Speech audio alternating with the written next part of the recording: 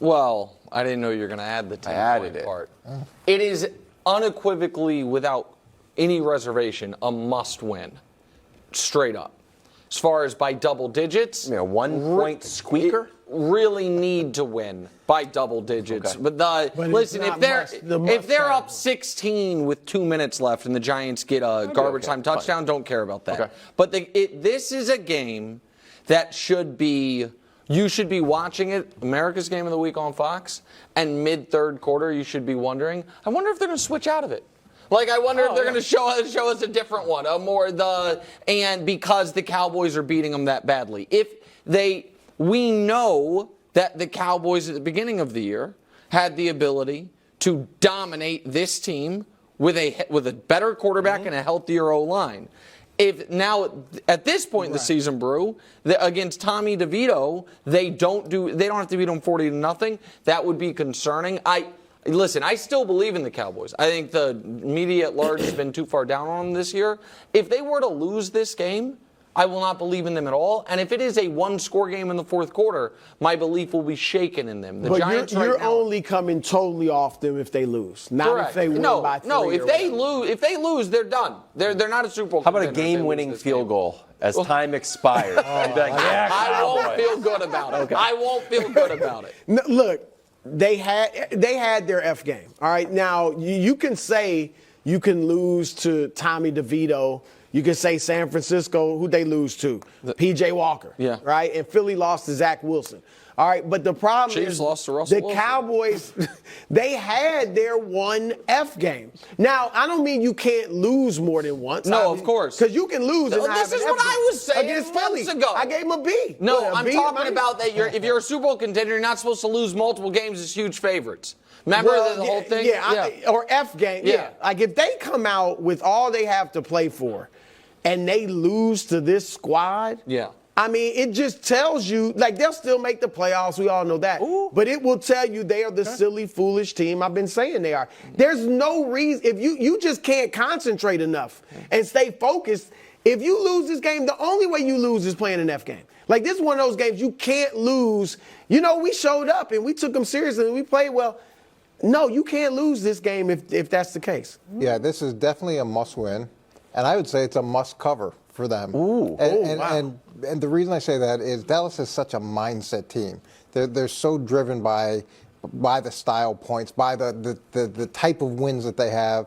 So for them to play a close game, it'll affect their mindset, and they'll take a lot of heat for it, and they're affected by external heat as well. So not only should they win and they should cover, but you also want to see balance. Just like we talked about with the Ravens, you don't want this to just be a defensive game, but the offense comes out flat. The offense still has problems in the red zone. The offense has all the different struggles they've had.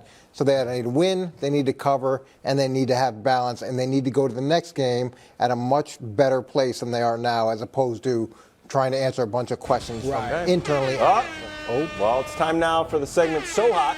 Sean Evans uses it as the second to last dab in Hot Ones. It's Upset Alert. Okay. Hey, you want a big upset? Pick Giants over Cowboys. Straight up. You know you want to. You call yourself the Puxatawny Phil of football, but you're scared to make a huge upset alert. You used to. You don't do it anymore. Look at the graphic that Josh made. 3 outright wins. Do it. Do it, you wimp.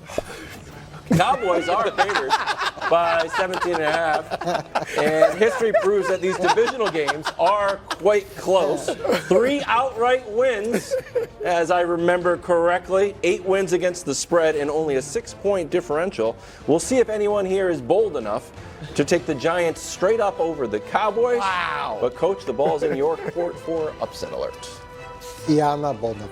All right. I'd love to, and I think Dayball's going to give him a hard time, but I'm not ready to do that. My upset is going to be a lot smaller line than that, and that's going to be your New England Patriots. Oh, we'll take it. Your New England Patriots. All right, and here's why. Let's go to the first graphic. Here's the first reason. Belichick's career in international games, he's undefeated. He's undefeated in London, he's undefeated in Mexico, and they win big. They've won big every time they played overseas. So he's 3-0, and that's going to keep won a lot of games in 2009. That's a problem. Who was the quarterback for those wins? He is so good on the international stage, and he's going to be good again this weekend. And then let's go to the next graphic. It's going to come down to the red zone, and where New England has the advantage is they're better in the red zone offensively, and they're better in the red zone defensively. They have the number 4 red zone offense? They do. Rarely there. They just must never be there. Not there, man. So when they do arrive in the red zone, which I'm not saying it's going to be What's a that, lot, like 7 times this year? All right. they have been really effective in those 7 times. So when they do arrive there, they'll probably score a touchdown. When the Colts get there, it's probably going to be a field goal. So this will be a close game, but New England should come out on top. And the one other point is, with Gardner Minshew, he's a make-something-happen quarterback. That means he makes something good happen for you, and he makes something good happen for them. He's had all of his picks in the last 2 to 3 games, and I think New England will be able to take advantage of that as well. Listen, the Pats are the only AFC team right now that's really in contention for the number 1 pick. So I am rooting like hell for them. I am a Pats fan until they get to 4 wins. We need, not only because I'm a Chiefs guy, Brew, but we need more good young quarterbacks in the NFC. That's true. And so it would be nice if Caleb and Drake may both end up Cardinals, Bears, that situation, Giants maybe. So I hope Coach is right. I'm a little surprised that Indianapolis is the favorite. I mean, like you said, they got Gardner Minshew. Oh, they have Mac. He's better than Mac. Yeah, they've got. Is they're he? better. I mean, Yes. It's not a giant spread. Yeah, I mean, it's a point now. No, but I'm just saying. I feel a little guilty. New England has the best That's defense. all right. Brew's they not got gonna the take better some coach. big underdog. Who are you I'm taking, just Brew? saying. Not playing well. Well, this game, I'm with, I think Indy. No, who's your upset? All right, I'm the leader of this thing. I know that I'm you the should know one. So trust this one, America. The Raiders over the Jets. The Raiders over the. I know that's only a 1 point. I'm a little surprised. It's a bad weekend. It's a tough weekend. It's a tough weekend. The only big one guys are cowards, man. Look, this one, I'm a little surprised the Jets are favored, but this is going to be obviously a defensive struggle. I think the Raiders are still going to be hyped up by Antonio Pierce. So I think they're going to come out and play well. And they got the playoffs on their mind. Like, they're thinking, we actually can resurrect our season. Yeah, but the Jets offense, as Aiden O'Connell, as hard as it is for me to see him scoring on the Jets defense, I just think the Raiders are going to totally shut out the Jets. Okay. Now, I know the Jets going to try to run. The Raiders have some trouble with the run defense, but I think Antonio Pierce, they're still going to be hyped up, and they'll score just enough points to win a defensive battle. Cigars afterwards or no? I think they're going to keep it going until they lose. They're going to smoke I can keep it going. Yeah, that's cool. All right. So are you going to do it? It's time now for the Puxatawny Phil to make his upset alert. He's going to do it. I'm just saying. Hold on, why did they call That you doesn't. I don't They like call me the way that Puxatawny Phil started. because they ask if, they call you Puxatawny Phil because you cover the fur and live in a log, and I say, no, it's just a coincidence. There you go. Even the Puxatawny Phil of football came out of his log and said, you know what? I still see the Cowboys getting by. What a disappointment. In a close one. What do you want me to do? That's a lot of I want you to pick the Giants. I'm not willing to pick. The Giants are not going to win outright, but it will be close. Okay. And I could see some danger on the horizon for the Cowboys. It's not enough. But it is what it is. I'm just here to tell the truth. I can't. What I do see, 100% guaranteed, is Vikings over Saints. Wow. With Josh Dobbs. So we had this video go viral of Josh Dobbs learning the cadence and his teammates' names. So now he's had a full week to get to know everybody. He's going to play great. And I know you're thinking, well, Josh Dobbs, he had a nice win over the Falcons, had a nice win over Dallas. Let's look at Josh Dobbs against some great defenses, which the Saints have. Pretty good. His passer rating's rolling, and he doesn't turn the ball over. And finally, there's a little bit of an Achilles heel with the Saints defense. I know you want to rush Josh Dobbs, maybe put him under some pressure.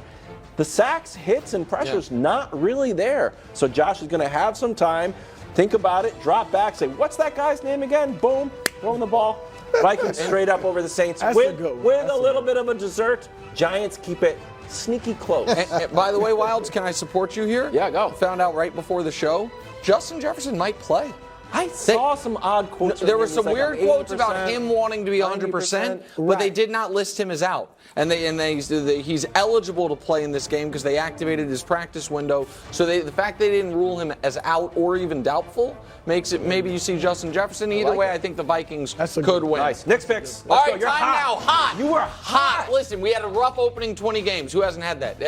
So don't even worry about the line in the sand. The year-long schedule, 11-16 is misleading. Last week, 2-1, and they were easy covers. The Chiefs, never a doubt. All it took for the Bucs to cover was a team kneeling the extra point. That was so great. D'Amico Ryans, my guy. And then the Cowboys could have easily covered, but Dak steps out of bounds. 2-1. We'll take it. All right, this week though, feels like 3-0. Ooh. And we're going with 3 underdogs, and not tiny underdogs like you guys. Browns 6.5. Lamar 3-8 against the spread at home against the AFC North. 4-14 against the spread when he's greater than a 3-point favorite the last 3 years. Baltimore, I think, could be looking a bit ahead to Cincinnati, and there's just too many points for any AFC North game this season. 6.5 is too many points. These are going to be 3-point, field goal, 4-point games. Browns could win outright if Deshaun plays well, which is unlikely, but this feels to me like a 20-17 AFC North game. Browns plus the points. Next, Houston.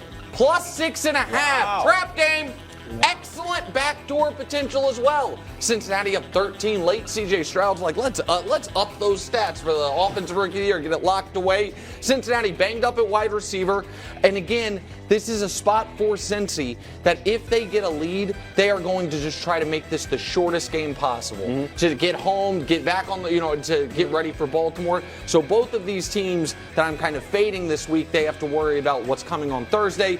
Houston's played well against good opponents. They can score the ball. CJ can move the football. Plus 6.5 is too many points. And last, this is an outright winner, America. Jags getting 3 in Duval County. The disrespect. Who's coming to town as a 3-point road dog? Is it Patrick Mahomes? No. Is it Joe Burrow? No. It's Brock freaking Purdy as a 3-point road favorite. Give me a break. Purdy's been bad against the spread on the road. Trevor is 3-0 on extended rest. And Doug Peterson, 7-1 in his last 8 as a dog against the spread. Give me the Jags plus 3. Those are 3 winners, Wilds. Plus 6.5 Cleveland, plus 6.5 Houston, and plus 3 outright winner Jacksonville. I like it. It's a solid 2-1. No, that's a 3-0. Okay. That's a 3-0. 2-1. I'm going to celebrate with the trumpeters. Okay. Purdy versus the Prince next on First Things First. Thanks for watching. Subscribe here to get more from the show and to check out clips from other shows on FS1.